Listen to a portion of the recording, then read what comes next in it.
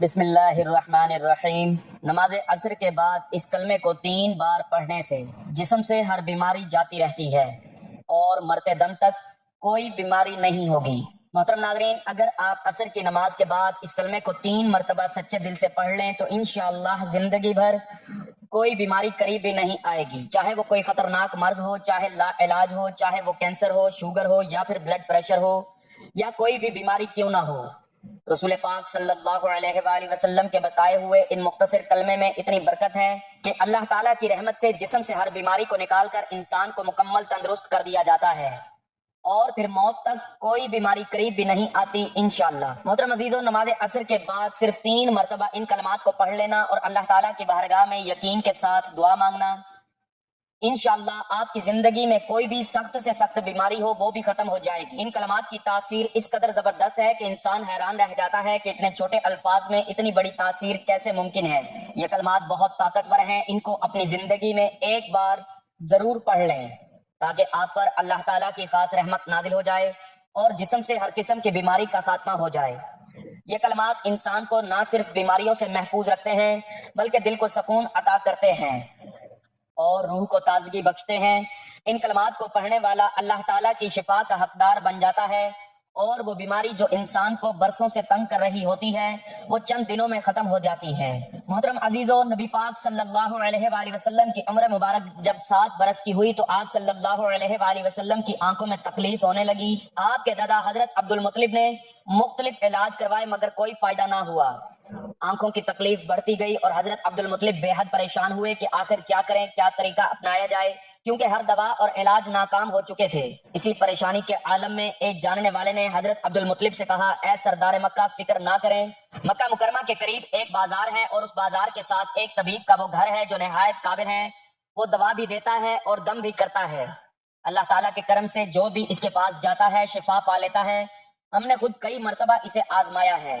حضرت عبد المطلب نے جب یہ سنا تو دل خوش ہو گیا اور فوراً نبی پاک صلی اللہ علیہ وآلہ وسلم کو لے کر اس طبیب یعنی راہب کے پاس روانہ ہو گئے۔ جب آپ اس کے دروازے پر پہنچے تو وقت شام کا تھا، دروازہ بند تھا۔ حضرت عبد المطلب نے وہاں موجود لوگوں سے اس راہب کے بارے میں پوچھا تو سب نے بڑی تعریف کی اور کہا کہ راہب کے ہاتھ میں بہت شفا ہے، جو بھی مریض اس کے پاس جاتا ہے دوا بھی ملتی ہے اور دم بھی ہوتا ہے، اللہ تعالیٰ کے کرم سے وہ تندرست ہو کر لوٹتا ہے۔ محترم عزیزو، حضرت عبد المطلب نے جب یہ سنا تو فرمایا کہ اب وہ کہاں ہے؟ لوگوں نے بتایا کہ وہ تو اپنے گھر پر ہے لیکن دروازہ اب نہیں کھلے گا کیونکہ وہ کئی دن کے لیے عبادت میں مصروف ہو جاتا ہے، دروازہ بند کر کے ایک مخصوص وقت تک باہر نہیں آتا۔ اس بار تو ابھی دروازہ بند ہوا ہے اور پتہ نہیں کب کھلے گا، بعض اوقات یا برسوں تک دروازہ بند ہی رہتا ہے۔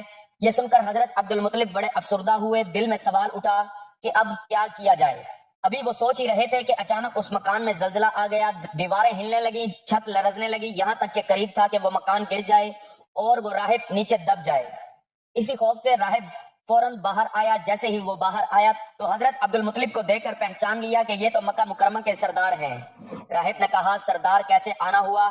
حضرت عبد المطلب نے فرمایا، یہ میرا پوتا بیمار ہے، آنکھوں میں تکلیف ہے، ہر علاج کیا لیکن آرام نہیں آیا، سنا ہے آپ دوا بھی دیتے ہیں اور دم بھی کرتے ہیں، مہربانی فرما کر شفا کی دعا کریں اور دوا بھی دے دیں تاکہ میرے پوتے کی آنکھیں ٹھیک ہو جائیں۔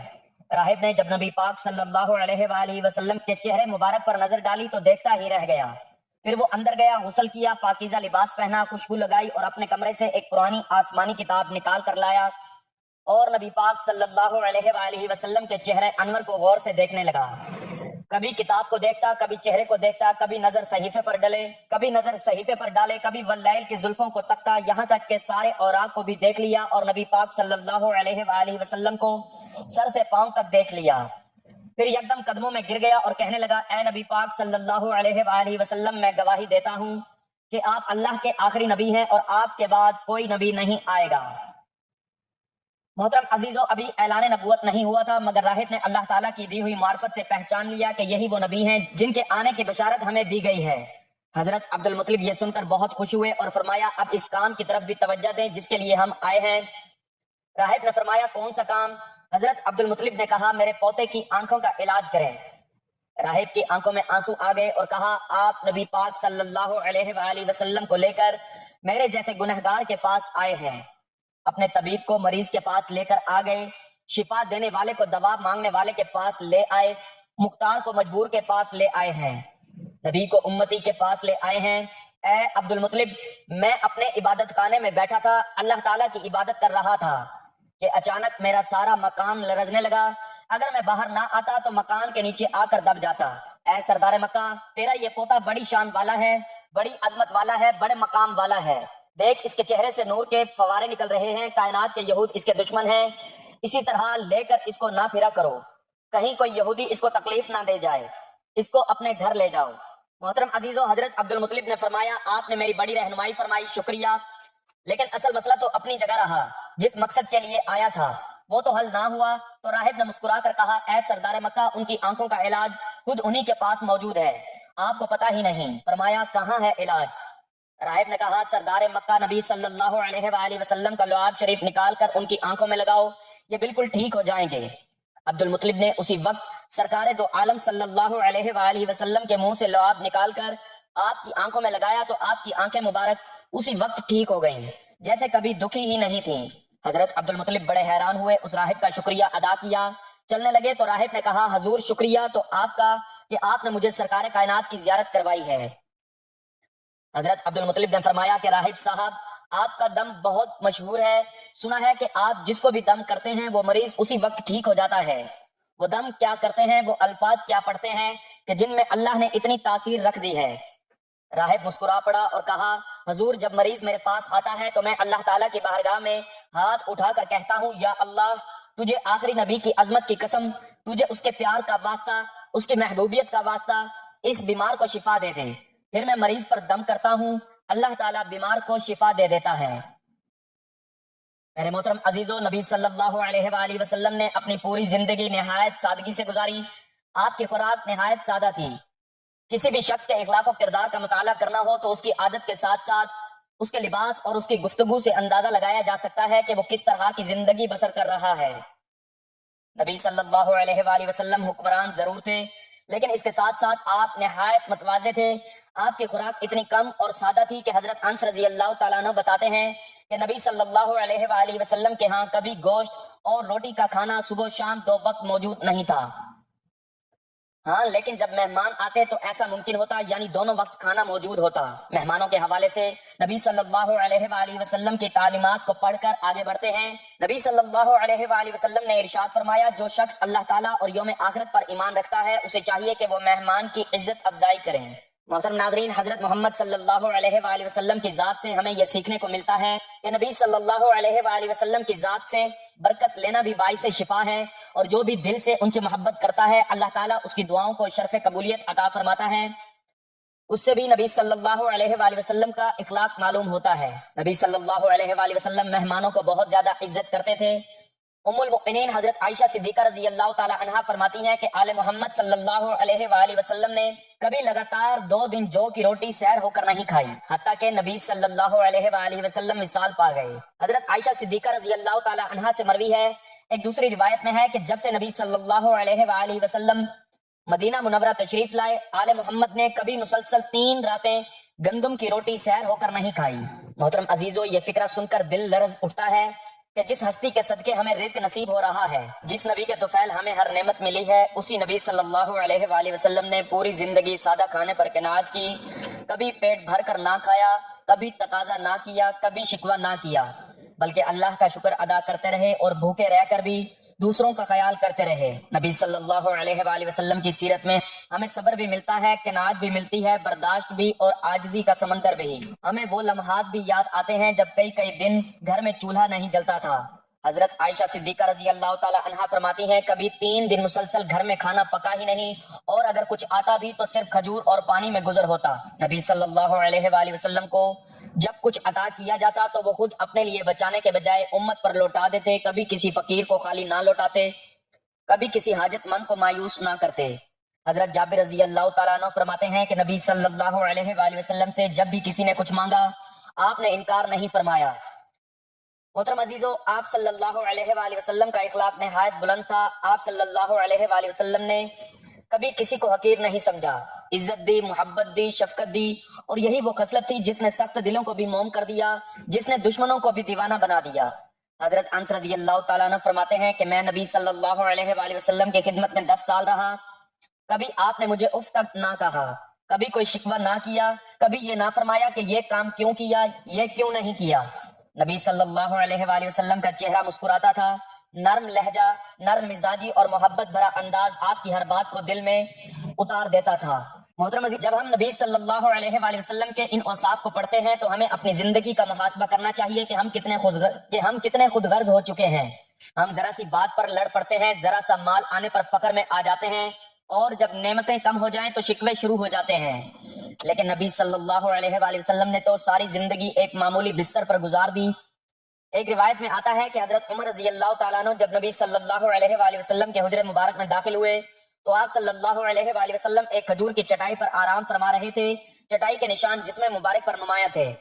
حضرت عمر کی آنکھیں نم ہو گئیں، عرض کیا، یا رسول اللہ، کیسر و کسرہ ریشمی بستروں پر ہے اور آپ صلی اللہ علیہ وآلہ وسلم اس چٹائی پر آرام فرما رہے ہیں۔ آپ صلی اللہ علیہ وآلہ وسلم نے مسکرا کر فرمایا، عمر، کیا تم یہ نہیں جانتے کہ ان کے لیے دنیا ہو اور ہمارے لیے آخرت؟ یہی وہ سبق ہے جسے ہمیں اپنی زندگی کا حصہ بنانا ہے۔ ہم دنیا کے مال پر نہ اترائیں، نہ کسی کو حقیر جانیں، نہ کسی سے بے رخی کریں، بلکہ عاجزی اختیار کریں، شکر کریں، قناعت کریں اور محبت بانٹیں۔ محترم عزیزو، اگر نبی صلی اللہ علیہ وآلہ وسلم بھوکے رہ کر بھی مسکراتے تھے تو ہمیں بھی اپنی چھوٹی چھوٹی محرومیوں پر شکایت نہیں کرنی چاہیے۔ اگر نبی صلی اللہ علیہ وآلہ وسلم نے کبھی کسی سے بدلہ نہیں لیا تو ہمیں بھی معاف کرنا چاہیے۔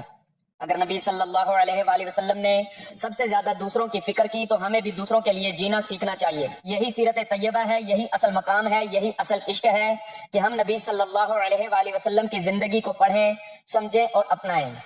ارشاد فرمایا، میرا دنیا سے کیا تعلق؟ دنیا میں میری مثال تو اس مسافر جیسی ہے جو تھوڑی دیر کے لیے کسی درخت کے سائے تلے ٹھہرتا ہے، پھر اسے چھوڑ کر اپنا راستہ لیتا ہے۔ اگر ہم رسول اللہ صلی اللہ علیہ وآلہ وسلم کی حیات طیبہ پر نظر ڈالیں تو معلوم ہوتا ہے کہ آپ کی زندگی ہر پہلو سے سادگی کی تصویر تھی۔ آپ نے نہ صرف اپنی زندگی سادگی سے گزاری بلکہ اپنے صحابہ کی تربیت بھی اسی انداز میں کی کہ دنیا کی بے وقتی کو خوب واضح کیا۔ آئیے دیکھتے ہیں اللہ کے رسول نے صحابہ کرام کی تربیت کیسے فرمائی۔ حضرت جابر رضی اللہ تعالیٰ عنہ فرماتے ہیں کہ حضور نبی کریم صلی اللہ علیہ وآلہ وسلم مدینے سے آتے ہوئے بازار سے گزرے، آپ کے ارد گرد بہت سے صحابہ کرام تھے۔ آپ ان کے ہمراہ تشریف لے جا رہے تھے کہ راستے میں ایک بکری کا مرا ہوا بچہ پڑا تھا، اس کے کان چھوٹے تھے۔ آپ نے اس کا کان پکڑ کر فرمایا، ساتھیو، تم میں سے کون ہے جو اسے 1 درہم میں لینے پر راضی ہو؟ صحابہ نے عرض کیا، یا رسول اللہ صلی اللہ علیہ وآلہ وسلم، 1 درہم تو بہت بڑی بات ہے، ہم تو 1 پیسے میں بھی لینے کو تیار نہیں، اور اسے لے کر کریں گے کیا؟ اب طے ہوا کہ اچھا کیا، تم اسے مفت لینے کے لیے راضی ہو۔ صحابہ نے عرض کیا، یا رسول اللہ، اگر یہ زندہ ہوتا تب بھی یہ عیب دار شمار ہوتا، کیونکہ اس کے کان چھوٹے ہیں اور اب تو یہ مرا ہوا ہے۔ محترم عزیزو، دیکھیے اللہ کے رسول صلی اللہ علیہ وآلہ وسلم دنیا کی بے ثباتی اور کم حیثیت کو کس انداز میں بیان فرما رہے ہیں۔ آپ نے ارشاد فرمایا، اللہ کی قسم، اللہ تعالیٰ کے نزدیک دنیا اس مردار سے بھی کم حیثیت رکھتی ہے۔ پھر ایک اور موقع پر دنیا کی حقیقت ان الفاظ میں بیان فرمائی، اگر دنیا اللہ کے نزدیک مچھر کے پر کے برابر بھی حیثیت رکھتی ہوتی تو وہ کسی کافر کو اس میں پانی کا ایک گھونٹ بھی نہ دیتا۔ محترم عزیزو، ذی الحج کا بابرکت مہینہ ہے، یہ ان 4 مہینوں میں سے ایک ہے جن کا ذکر اللہ نے قرآن میں کیا ہے۔ ان دنوں میں اللہ کو راضی کرنے کا وقت ہے، ان دنوں میں اپنے نفس کو قابو میں رکھنے کا وقت ہے، دنیا کی حقیقت کو سمجھنے اور آخرت کے لیے تیاری کرنے کا وقت ہے۔ جان لیجئے یہ کلمات بہت بابرکت ہیں، بالکل اسی طرح جیسے یہ دن برکت والے ہیں اور رحمت والے ہیں۔ اللہ پاک نے ان کلمات میں بہت زیادہ شفا رکھی ہے۔ جو بھی شخص کسی ایسی بیماری میں مبتلا ہو جس کا وہ بار بار علاج کروا کر تھک چکا ہو اور اب بھی اسے شفا نہ مل رہی ہو، وہ ان کلمات کو ضرور اپنائے، انشاءاللہ اللہ پاک اسے ہر بیماری سے نجات عطا فرمائے گا۔ وہ کلمات یہ ہیں، سبحان اللہ العظیم و بحمدہ، لا حول ولا قوت الا باللہ العلی العظیم۔ آپ نے ان کلمات کو نماز عصر ادا کرنے کے فوراً بعد 3 مرتبہ پڑھنا ہے، لیکن اس سے پہلے اول و آخر 1 مرتبہ درود پاک پڑھنا ہے، اور اس کے بعد تعوذ اور تسمیہ یعنی اعوذ باللہ من الشیطان الرجیم، بسم اللہ الرحمن الرحیم بھی پڑھ لینا ہے۔ اس کے بعد یہ کلمات 3 مرتبہ ادا کرنے ہیں۔ جب یہ 3 مرتبہ مکمل ہو جائیں تو پھر آپ نے لا الہ الا اللہ کی 1 تسبیح مکمل کرنی ہے، یعنی اس کو انگلیوں پر گن کر یا تسبیح کے دانوں پر پورے 100 مرتبہ پڑھنا ہے۔ جب آخری دفعہ پڑھیں تو ساتھ محمد رسول اللہ پڑھیں تاکہ آپ کی تسبیح پوری ہو جائے. جب یہ تسبیح مکمل ہو جائے تو آخر میں دوبارہ اتنی ہی مرتبہ درود پاک پڑھ لینا ہے جتنی بار آپ نے ابتدا میں پڑھا تھا. محترم عزیزو، جو بھی سخت سے سخت بیماری ہو، لا علاج مسئلہ ہو، کوئی ایسی پریشانی ہو جو حل ہونے کا نام نہ لے رہی ہو، تو یہ عمل ضرور کریں. انشاءاللہ اللہ پاک آپ کو ان کلمات کی برکت سے فوری شفا عطا فرمائے گا اور آپ کے دل کو سکون ملے گا. محترم عزیزو، یہ کلمات صرف 3 مرتبہ عصر کی نماز کے بعد ادا کرنے ہیں. اول و آخر 1 مرتبہ درود پڑھنا ہے. انشاءاللہ اس عمل کی برکت سے آپ شفا یاب ہو جائیں. اللہم صلی علی محمد وعلی آل محمد کما صلیت علی ابراہیم وعلی آل ابراہیم انک حمید مجید. اللہم بارک علی محمد وعلی آل محمد کما بارکت علی ابراہیم وعلی آل ابراہیم انک حمید مجید. درود پاک پڑھنے کے بعد آپ نے 1 مرتبہ اعوذ باللہ من الشیطان الرجیم اور بسم اللہ الرحمن الرحیم پڑھ کر 3 مرتبہ آپ نے یہ کلمات پڑھنے ہیں. سبحان اللہ العظیم وبحمدہ لا حول ولا قوت الا باللہ العلی العظیم. جب آپ 3 مرتبہ یہ کلمات پڑھ لیں تو آپ نے ایک مکمل تسبیح لا الہ الا اللہ کی پڑھنی ہے. مکمل 100 دانے والی تسبیح ہاتھوں پر گن کر پڑھ لیں یا تسبیح کے دانوں پر.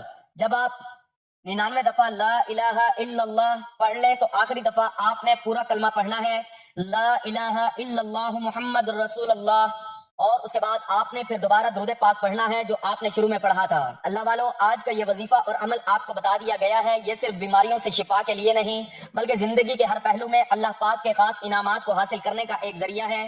یہ وہ طاقتور کلمات ہیں جن میں اللہ پاک نے جسمانی بیماریوں کے ساتھ ساتھ روحانی بے چینی کے لیے بھی شفا رکھی ہے. ان کلمات کو جو شخص دل سے پڑھے گا اللہ پاک اس کے دل کو سکون عطا فرمائیں گے اور اس کے جسم کو ہر قسم کی تکلیف سے محفوظ رکھیں گے. یہ عمل نہ صرف عام بخار، درد اور جسم کی کمزوری، بلڈ پریشر، شوگر جیسے امراض میں مفید ہے بلکہ جن بیماریوں کو ڈاکٹر لا علاج کہہ دے جیسا کہ کینسر، دل کی تکلیف، گردوں کی خرابی، سانس کی بیماری یا دمے کی شکایت، ان سب کے لیے بھی یہ عمل عرش الہی سے شفا بن جاتا ہے. اللہ پاک کے فضل سے یہ کلمات پڑھنے والے کو ایسی طاقت ملتی ہے کہ وہ بیماریوں کا مقابلہ صبر اور حوصلے سے کرتا ہے اور اللہ پاک جلد شفا عطا فرما دیتا ہے. یہ عمل صرف بیماریوں تک محدود نہیں بلکہ اس کی برکت سے رزق میں کشادگی آتی ہے. جو لوگ قرضوں میں ڈوبے ہوتے ہیں، جو رزق کی تنگی کا شکار ہوتے ہیں، جو چاہتے ہیں کہ ان کے گھر میں خیر و برکت ہو، تو وہ اس عمل کو اپنی زندگی کا حصہ بنا لیں. انشاءاللہ گھر میں خوشحالی آ جائے گی، میاں بیوی میں محبت پیدا ہوگی، اولاد فرمانبردار بن جائے گی اور گھر جنت کا نمونہ بن جائے گا. جو شخص عصر کے بعد یہ کلمات پڑھے گا اس کے رزق کے دروازے کھلیں گے، کاروبار میں ترقی ہوگی، بے برکتی ختم ہوگی اور دل کو وہ روحانی سکون ملے گا جو مال و دولت سے نہیں ملتا. ان کلمات کو پڑھنے سے دل مضبوط ہوتا ہے اور ہر قسم کے وسوسوں، خوف اور فکری بیماریوں سے نجات ملتی ہے. اب ہم دعا کرتے ہیں کہ اللہ پاک جو بھی یہ کلمات پڑھے اسے شفا عطا فرمائے، اس کے رزق میں برکت دے، اس کے دل کو سکون دے، اس کے گھر کو جنت بنا دے اور اس کی اولاد کو اس کے لیے صدقہ جاریہ بنائے. یا اللہ، ہمارے گناہوں کو معاف فرما اور ہمیں ان کلمات کی برکت سے دنیا اور آخرت میں کامیابی عطا فرما. محترم عزیزو، آپ سے گزارش ہے کہ اللہ رب العزت کے 99 بابرکت ناموں میں سے ایک نام حصول برکت اور ثواب کے لیے کمنٹس میں تحریر فرما دیں. اللہ رب العزت ہم سب کا حامی و ناصر ہو. آمین. جزاک اللہ.